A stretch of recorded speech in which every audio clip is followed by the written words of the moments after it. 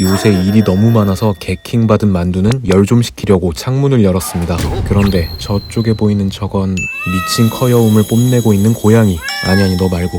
귀여움에게는 폭발하기 직전이었던 분노도 사르르 녹여버리는 힘이 있습니다. 귀여움이 세상을 구한다는 말이 있을 정도로 소큐트는 만국 공통. 몽글몽글한 것들은 범죄만 아니면 뭘 해도 용서받는 프리패스를 가졌죠. 그런데 이 귀여움이라는 것은 어떻게 사람마다 케바케가 없고 모두 한마음으로 기분이 좋아지게 만들거나 정도가 너무 심해서 때로는 과격해지게도 만들 수 있는 걸까요? 팀 교양만두의 자기소개 시간, 귀여움에 대한 휴먼의 본능 시작합니다.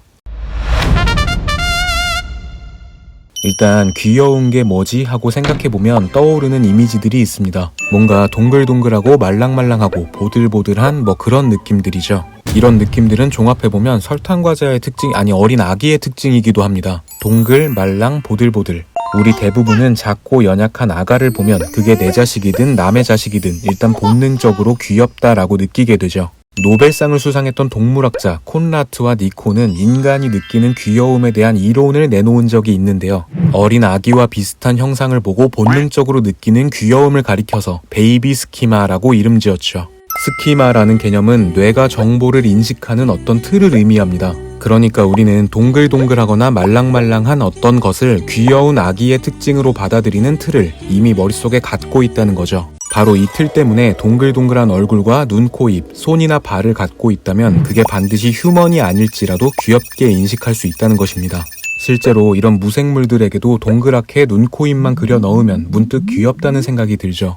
또 인간 아기를 그다지 좋아하지 않아도 동물은 귀여워하고 좋아하는 사람들이 꽤 있는데요. 이런 취향 역시 결국 동물이 아기와 비슷한 어떤 형상과 질감을 느끼게 해주기 때문에 가능하다는 설명입니다. 세상에 온갖 동물들이 다 있지만 우리가 특히 강아지나 고양이를 좋아하는 이유도 얘네들이 어딘지 모르게 아기의 얼굴과 유사한 느낌을 우리에게 주기 때문이라는 말이죠.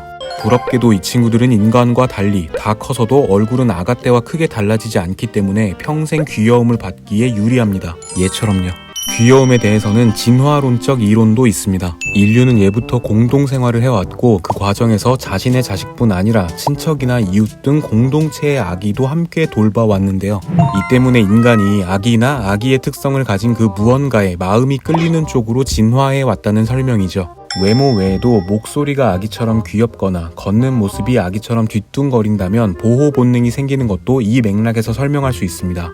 인간은 아기를 무사히 잘 키워서 다음 세대로 유전자를 보존해야 한다는 본능이 있기 때문에 아기와 아기들이 가지는 특징을 지켜주고 싶다는 마음이 함께 발생한다는 뜻입니다. 또 뇌과학적 측면에서 귀여움을 파헤친 연구들도 있습니다. 실험에 따르면 한 아기의 사진을 보여줬을 때 부모든 부모가 아니든 피험자 대부분의 뇌를 스캔하면 기분 좋음을 담당하는 부분, 안와 전두 피질 영역이 활성화됐다고 하죠. 안타깝게도 어른 사진을 보여주면 이 부분이 전혀 반응하지 않았는데 어른 얼굴을 귀엽게 조작해서 보여주면 다시 뇌가 반응을 보였다고 합니다. 이런 귀여움에 대한 뇌의 반응 속도는 다른 자극에 비해 엄청나게 빠르다고 하는데요. 이게 무슨 말이냐면 다른 느낌들은 내가 왜 이 느낌을 받는지 논리적이고 합리적인 사고 절차를 거친 후에 인식되는 반면에 귀엽다는 느낌은 본능과 생존의 영역이기 때문에 이 합리성을 찾는 절차가 상당히 생략되고 우선적으로 인식되도록 진화해 왔다는 이야기입니다.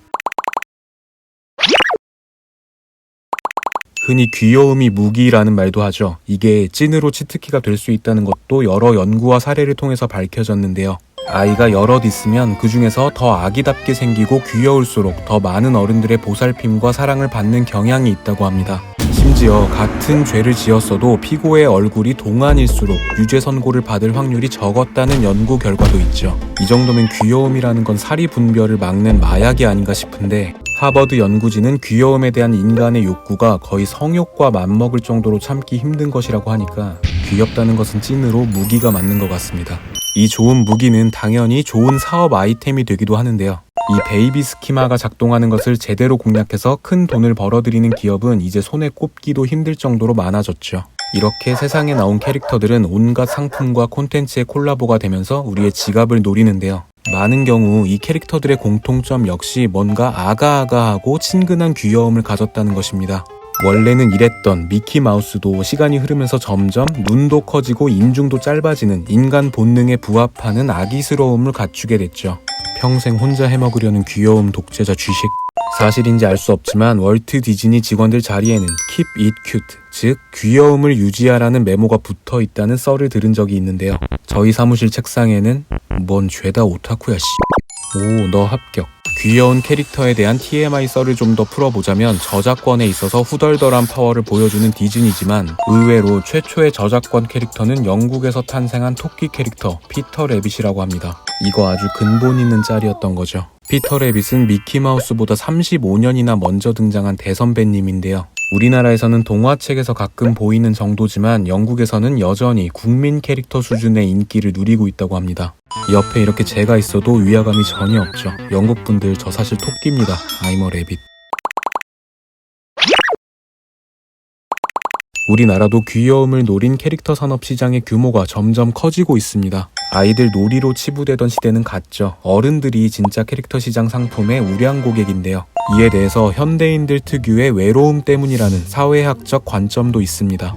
1인 가구가 늘고 저출산 고령화 현상이 지속되면서 사람들이 근원적인 고독을 달래고 싶어 한다는 설명이죠.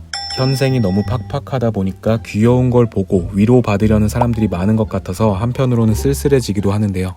짜리몽땅 동글동글한 저희 보시면서 힐링을 좀 하찮고 얄미워도 우리 오래 봐요 여러분. 제발요. 교양 만두였습니다.